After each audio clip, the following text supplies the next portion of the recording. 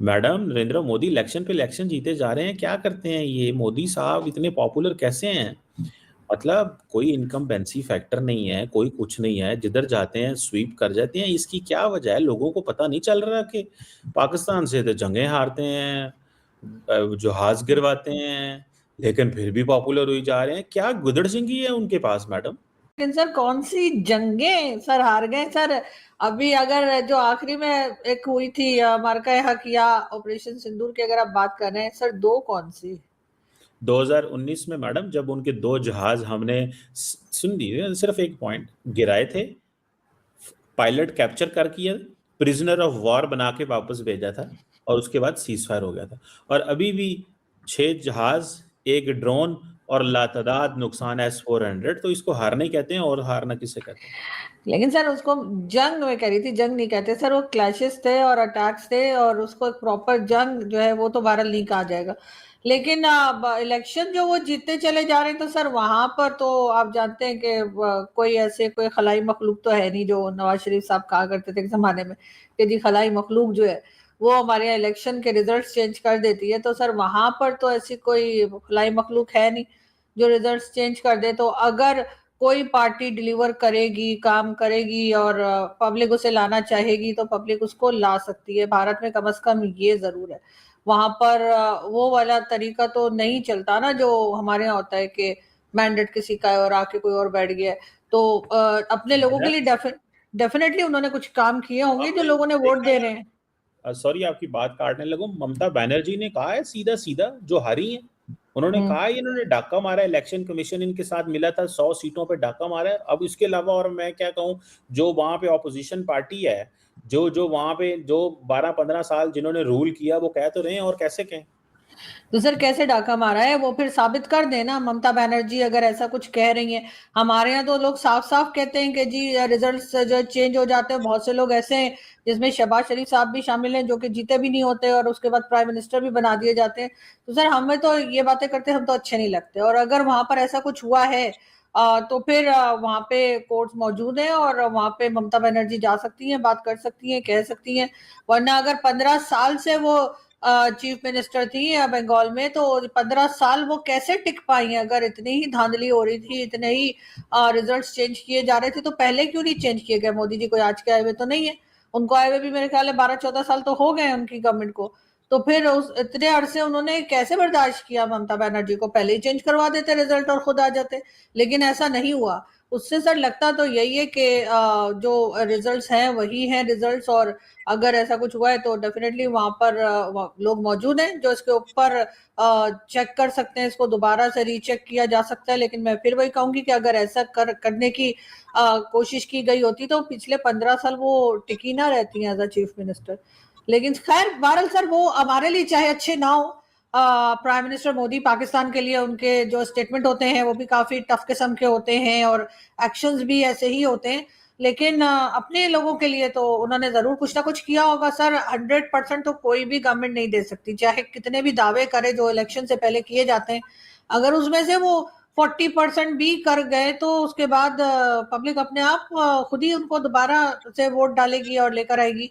तो यहाँ पर भी मुझे कुछ ऐसे ही लग रहा है कि बहुत से लोगों को उम्मीद थी कि इलेक्शन शायद वो नहीं जीत सकेंगे, लेकिन सर डोनाल्ड ट्रंप ने मुबारकबाद दे दी पीएम मोदी को।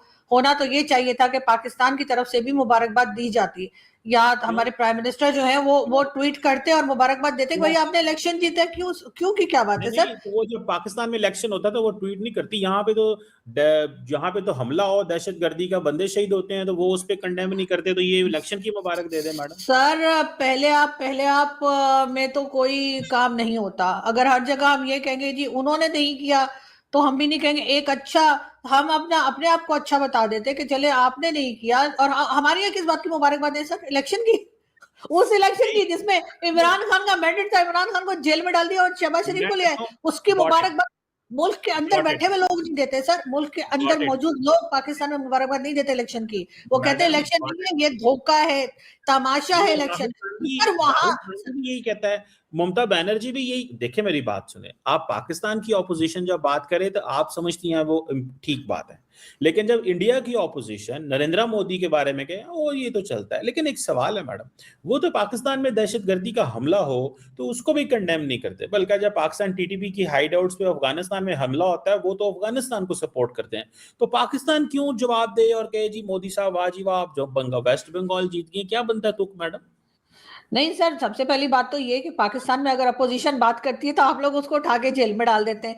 इतने केसेस इमरान खान के ऊपर बनाए, इतने केसेस इमरान खान के ऊपर बनाए कि जो इमरान खान के सपोर्टर्स नहीं थे वो भी हैरान हो गए कि ये क्या हो रहा है। वहां पर राहुल गांधी बात करते हैं, बिल्कुल करते हैं, सब कुछ बोलते हैं, टीवी के आगे, मीडिया के आगे, पता नहीं क्या क्या बात करते रहते हैं राहुल गांधी। मैंने तो आज तक नहीं देखा कि राहुल गांधी के ऊपर केसेस बनाकर उनको 4-6 साल के लिए किसी ने जेल में डाल दिया या किसी और को इस तरह से अपोजिशन को उठाकर अपोजिशन है तो बात करेगी ना। अपोजिशन, हम पाकिस्तान में तो अपोजिशन ही नहीं है। मौका दे दें, पाकिस्तान में कौन सी अपोजिशन, हमने छोड़ी अब बात करने के लिए सर। की हुई बात से ही पॉइंट निकाल रहा हूँ। राहुल गांधी को उनके ऑफिशियल घर से निकाल दिया गया, राहुल गांधी को मतलब उनकी सीट से डी सीट कर दिया गया और बाद में कोर्ट से इंटरवेन, मतलब क्या बातें करती मैडम। हमारे यहाँ तो कोर्ट भी कुछ नहीं कर पाती सर, वहां फिर भी कोर्ट ने किया। राहुल गांधी कितने दिन बाहर रहे, घर के बाद कितने दिन बैठे रहे वो। एक बात, आप भूटान की बात कर रही है, क्योंकि इंडिया की बात तो मैं मिसाल दे रहा हूँ आपको। गांधी को उसके घर से निकाल के, जब वो घर से निकाल दिया गया उसको डी, मतलब क्या मतलब क्या वाकई सर उनको पार्लियामेंट की बात कर रही हूँ सर। उसके बाद कितने दिन राहुल गांधी जो है वो जेल में बैठे रहे, कितने साल राहुल गांधी ने जेल के अंदर गुजार दिए, राहुल गांधी के ऊपर कितने 100 केसेस बन गए, राहुल गांधी को क्या कुछ कहा गया ये बता दीजिए ना।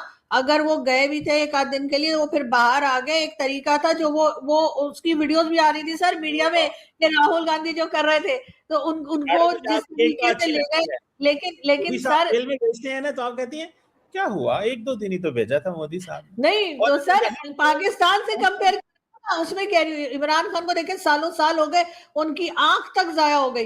राहुल गांधी को एक नाखून तक नहीं टूटा, एक बाल तक नहीं उखाड़ा गया सबसे। इलेक्शन नहीं जीता, अगर वो इलेक्शन जीता तो उसकी शादी हो जाती मैडम। हाँ। ये सिर्फ मोदी साहब ने कहा मेरी शादी नहीं होने दे रहे। सुने राहुल गांधी की भी शादी नहीं होने दे रहे। सुने तो सही ना, मोदी साहब ने कहा मेरी भी नहीं होगी। ये दुनिया का वाहिद वैसे कपल है, एक लीडर ऑफ द हाउस भी बगैर शादीशुदा, ऑपोजिशन लीडर भी बगैर शादीशुदा, ठीक है। तो मोदी साहब ने कहा कि भाई ठीक है भैया मैं तुम्हें इलेक्शन जिता दूं और तू बाद में शादी कर ले, मुझे अकेला छोड़ दे। तो वो इलेक्शन पे इलेक्शन जीती जा रहे हैं मुझे तो लगता है। तो मैडम पाकिस्तान के टीवी स्टूडियो में हुई इस बहस ने एक बार फिर साफ कर दिया कि भारत की राजनीति को समझना पाकिस्तान के कई एक्सपर्ट्स के लिए आज भी आसान नहीं है। सवाल बार बार यही उठाया गया कि आखिर नरेंद्र मोदी लगातार चुनाव कैसे जीत जाते हैं। क्या सिर्फ प्रचार से कोई नेता इतने लंबे समय तक जनता का समर्थन बनाए रख सकता है? लेकिन बहस आगे बढ़ी तो जवाब खुद पाकिस्तान के पैनल से ही निकलकर सामने आने लगा। आरजू काजमी ने साफ शब्दों में कहा कि भारत में अगर कोई सरकार लगातार जीत रही है तो उसके पीछे जनता का वोट है, कोई खलाई मखलूक नहीं। उन्होंने यह भी माना कि भारत में विपक्ष खुलकर बोलता है, सरकार पर आरोप लगाता है, कोर्ट जाता है और चुनावी नतीजों को चुनौती भी देता है, लेकिन इसके बावजूद जनता बार बार उसी नेतृत्व को चुन रही है। यही वह बात है जिसने पूरी बहस का रुख बदल दिया।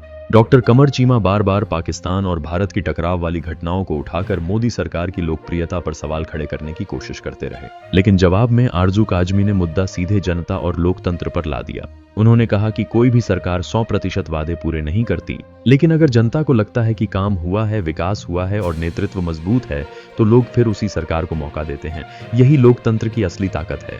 बहस का सबसे दिलचस्प हिस्सा तब आया जब पाकिस्तान के अपने राजनीतिक हालात की तुलना भारत से होने लगी। आरजू काजमी ने खुलकर कहा कि पाकिस्तान में विपक्ष को जिस तरह दबाया जाता है वैसी स्थिति भारत में नहीं दिखती। उन्होंने इमरान खान के मामलों का जिक्र करते हुए कहा कि वहां राजनीतिक संघर्ष अदालतों, जेलों और सत्ता के टकराव तक पहुंच जाता है, जबकि भारत में विपक्ष लगातार सरकार पर हमला करता है लेकिन लोकतांत्रिक प्रक्रिया चलती रहती है। यही वजह है कि पाकिस्तान के स्टूडियो में बैठकर भी आखिरकार चर्चा भारत की चुनावी ताकत पर आकर टिक गई। बंगाल से लेकर लोकसभा तक हर चुनाव में विपक्ष मोदी सरकार को घेरने की कोशिश करता है। आरोप भी लगते हैं, बयान भी आते हैं, लेकिन अंतिम फैसला जनता करती है। और जब जनता लगातार एक ही नेतृत्व को चुनती है तो दुनिया भी उस फैसले को स्वीकार करती है। डोनाल्ड ट्रंप द्वारा नरेंद्र मोदी को बधाई देने का जिक्र भी इसी बहस में आया। यहाँ भी सवाल यही था कि दुनिया क्यों मोदी को मजबूत नेता मानती है। जवाब शायद भारत की बढ़ती वैश्विक स्थिति, मजबूत अर्थव्यवस्था, तेज इंफ्रास्ट्रक्चर और निर्णायक नेतृत्व की छवि में छिपा है। पाकिस्तान के स्टूडियो में बैठे लोग चाहे सवाल उठाते रहें, लेकिन अंतर्राष्ट्रीय राजनीति में भारत की स्थिति पहले से कहीं ज्यादा मजबूत दिखाई दे रही है।